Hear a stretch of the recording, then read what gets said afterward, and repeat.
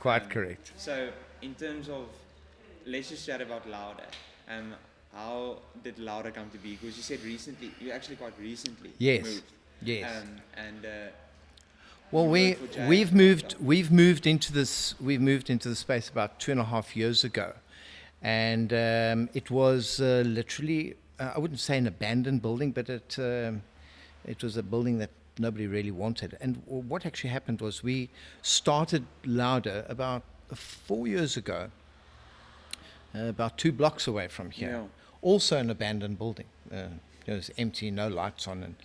And my first staff member who's still with us, old Emma, we got in with buckets and cleaned the floors, and we had a few cars and parked them there. There weren't even any lights. The guys had broken into the building and stolen all the cables out. Nice. So we fixed it up and we started this little dealership, and so the product developed to what we have today. And we wanted to create this environment that was sort of I don't know, it's like that, when grandmother bakes bread, or homemade jam on it and all that type of thing. It's one of those homegrown, good-feeling places that we wanted. So we wanted to have a space where you could get the apparel, and you wanted a place where you could sit down and have a good cup of coffee. Yeah. Because really what often happens is mom arrives with the girls, and they go, Dad wants to look at cars, and Mom goes, not another car shop, So we wanted to create an environment that sort of looked after the entire family. So Mom could sit down and read the magazine, her Vogue magazine, and have a good espresso with a breakfast or something like that. Yeah. And Dad could look at leisure. Yeah.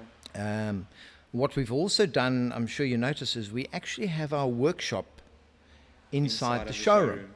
So cool. the idea of that is we want people to see what we do. Yeah. A workshop should never be hidden. And we have a lot of people that come in and go, that's fantastic. I'll buy a car here because I see you actually service them and you repair them. And they can see how we repair them. And we're moving on in that direction. I mean, old Pops, who's with me, old Neville, an amazing old guy, 75 years old. And did his apprenticeship on Jag. He's a qualified auto electrician from way back then. I mean, what he does is art. Yeah. He does things. Sort of instinctively, whereas a younger guy would sort of have to think his way through a diagnosis. Pop goes, oh, that's that. Let's attend to that, and he like fixes memory. it. It's amazing. Now I can do it. Alan can do it, and Pops can do it, but obviously I'm too busy with interacting with clients, and we've got the business to run. But you'll always get me, my hands are dirty. I've always got my hands shoved in some way in a car. But I think it's that connective tissue that the workshop lands up being that connective tissue between the cars, the sales, and the people here. Customers come in and they love that rawness about what we do. This is not a slick showroom. We're not trying to create a slick showroom. We want that real homegrown atmosphere here. People are relaxed and smile and laugh. It's I sort of, when I walked in and saw the workshop, this might be a weird comparison, but I sort of got this idea of walking into a home and seeing the kids playing the dirt and like just fooling around. That's exactly but it. Of course, it's not fooling around. Yeah. Like I feel the workshop is very much the heart of the showroom and what you do. It sort of shows you're much more intimate and hands-on with the cars. But one thing I also enjoy with this kind of homey setup is hearing the conversations you have, like that you have with people, or the conversations in the workshop about replacing this or doing this, or like, wow, look at the condition of this engine block, or just like this random conversations. It's so real, and it sort of just ignites and sort of ignites the fire once again about like why I love cars and the people around it. So that's very cool. So in terms of Laude and the main business you do, are you more focused on getting a client in, someone who loves Jags, old German cars, whatever it may be that leaks oil, and working with them, building a relationship over time, working on their cars, or is it more like come in, get your car. If it needs fixing, we can do that, and all right, that's that. Or do you focus a lot more on? I was very fortunate, and it's maybe one of the reasons why I left the formal motor industry is I believe that I've always believed in sort of a very old school approach. Now, unfortunately today, the relationship that salespeople or the dealership has with their client generally starts the moment the customer walks in. The sale gets done and it literally ends there. Yeah. And that relationship is only reignited when the salesperson realizes, wait a bit, this car's come in, he's done 100,000 Ks in this car, and wait a bit, it's maybe time that we need to be pulling him for the next car. We don't do things like that. Our relationships are long-term relationships. In fact, our customers are friends of ours. Yeah. So they'll very often, this is their destination. They'll buy a car from us, but you'll see them here regularly. They're browsing around, come and have a cup of coffee, sit around and have a chat. On a 5 o'clock in the evening, we have some of the guys that pop in, and that's when we have the glass of Chardonnay together, So our friends our customers are our friends. Yeah. And they buy cars here not because they need a mode of transport. I mean, you don't buy a Topolino because you're looking for a mode of transport. You're looking for something interesting to drive. And it's also about the relationships that we have with people. Yeah. So that is really what Laude is about. It's about everybody's here, from the coffee shop guys to Dean at sales to Pops, Alan, Shorty, Michael, everybody that's here. It's about our passion for the cars, our love for the cars. And then we also have a wonderful opportunity to have a really good connection with the people that drive them. Yeah.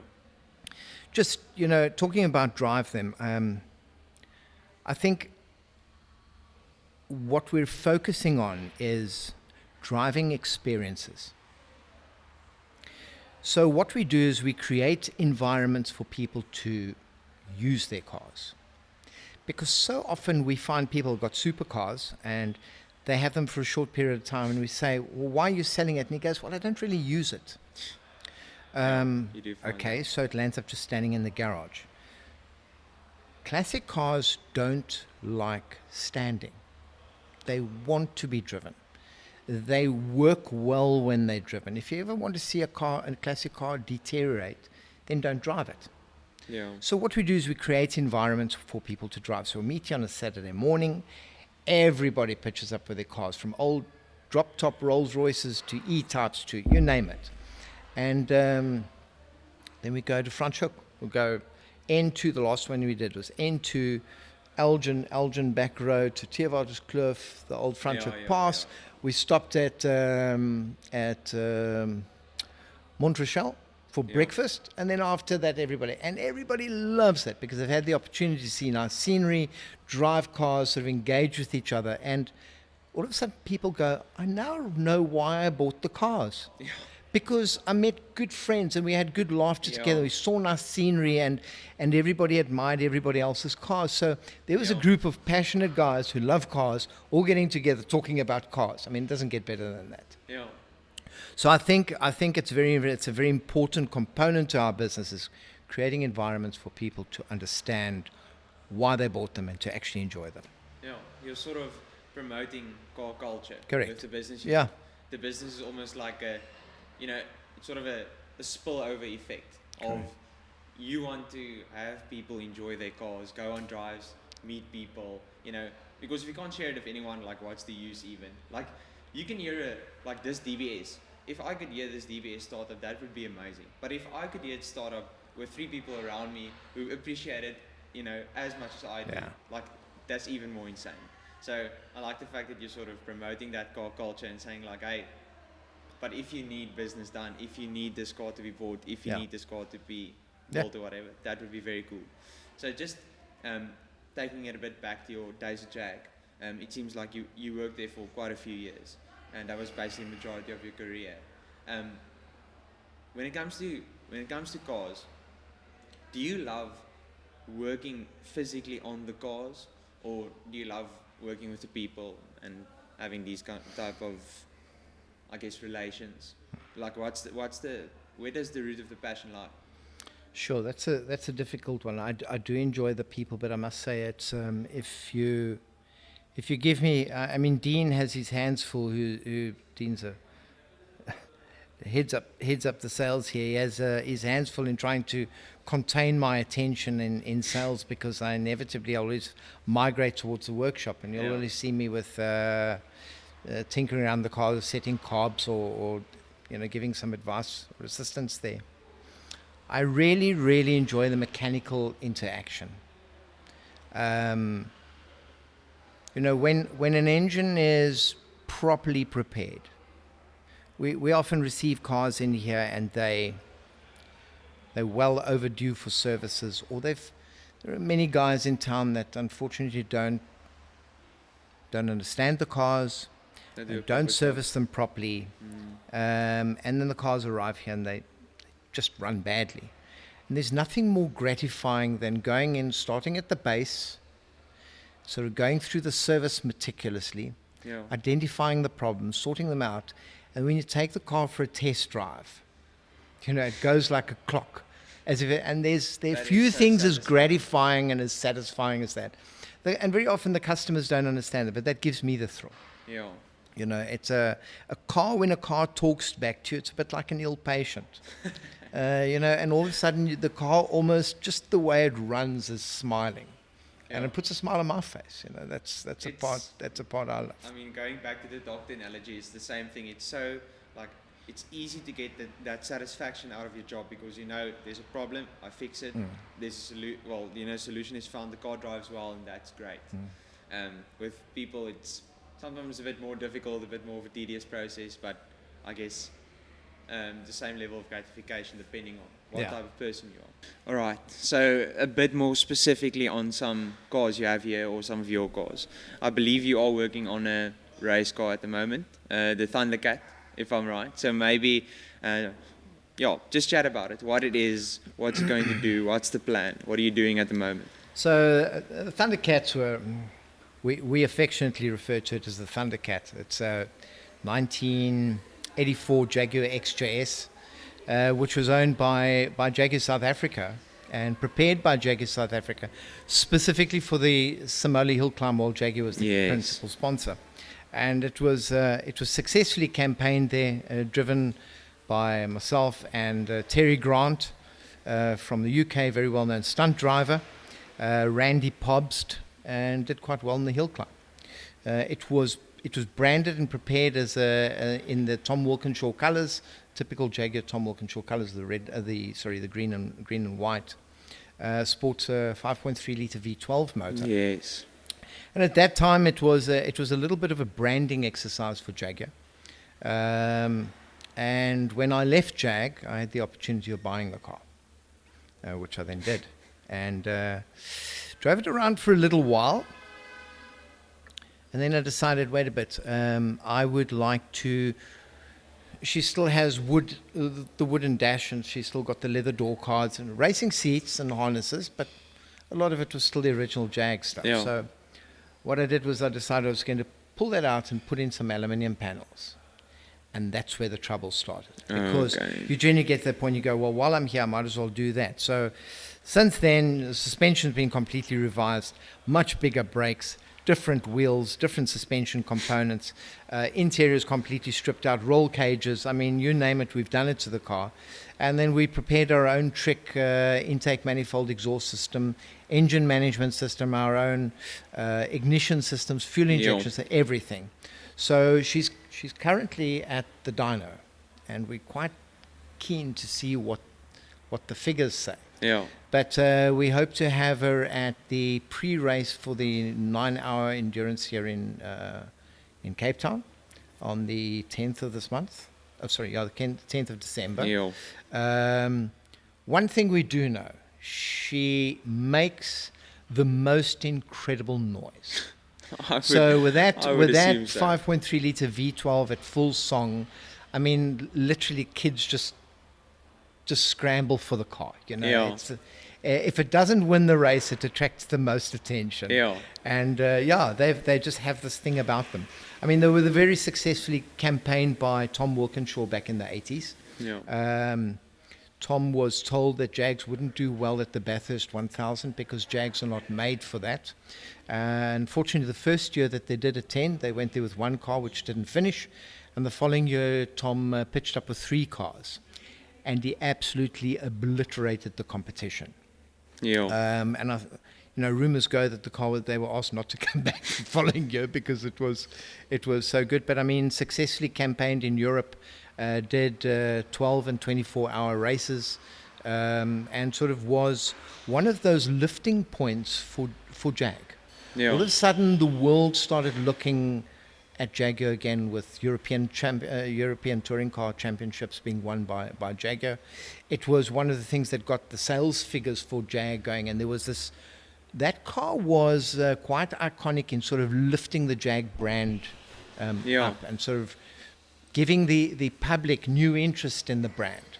Because not only did it have the suave, svelte looks and the silky smooth motor, but they had fantastic sporting capability as well.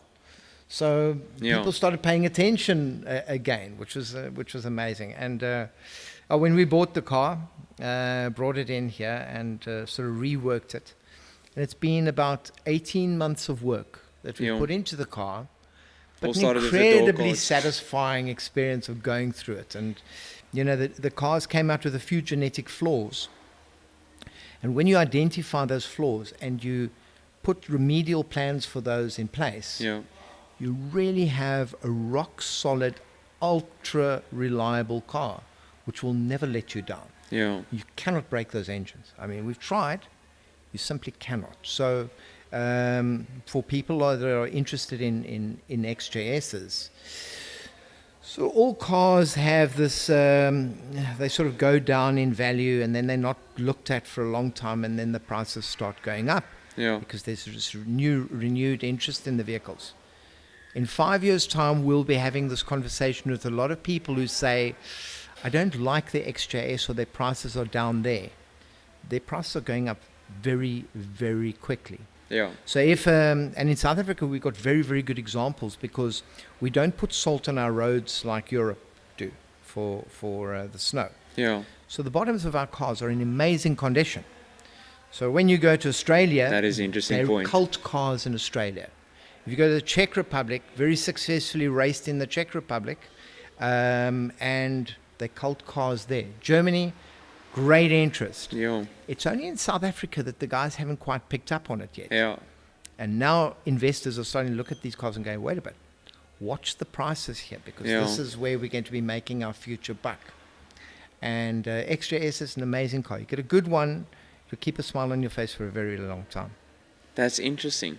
Going back to the racing part of it, there's sort of this old story that, if the car won the race on the Sunday, on the Monday there was an increase in sales, and that sort of boosted the brand. Yeah. These days it's a bit more complicated than that, I think. Correct. But it's very interesting to see that sort of similarity, or the effect that actually goes for the racing and how it influences the road going cars.